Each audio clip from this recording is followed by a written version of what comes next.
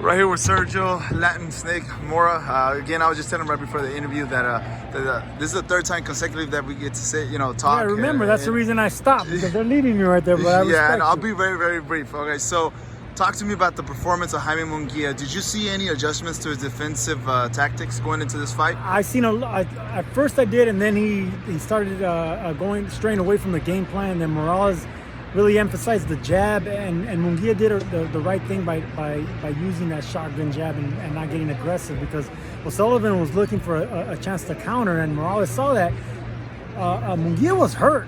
O'Sullivan really rocked him early, man. I mean, that kid could take a punch. He got hurt in that fight. But he did the right thing. He fought smarter. So I saw flashes of Munguía wanting to resort to the old Munguía, and then you seen flashes of how Morales has helped him. But Morales definitely got him through that fight.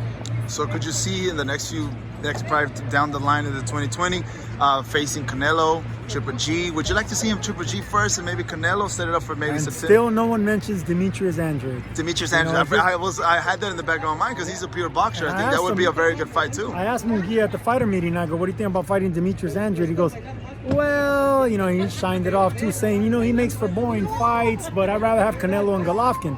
Hey, listen, someone's gonna have to face Demetrius Andrade. He has a belt. So Munguía, he passed the test against a solid opponent. Spike O'Sullivan, he's been in there. He's only lost against the best champions, and now he got stopped by another former champion in Munguía.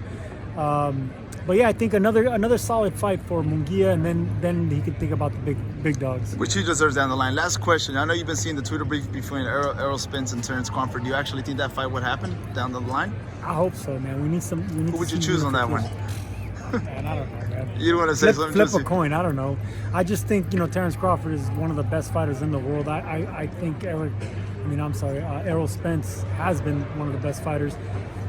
So flip a coin. I mean, that's pound for pound, the two of the best in the world. Well, thanks again, Sergio Mora. I know you got to go. Thanks for stopping and talking.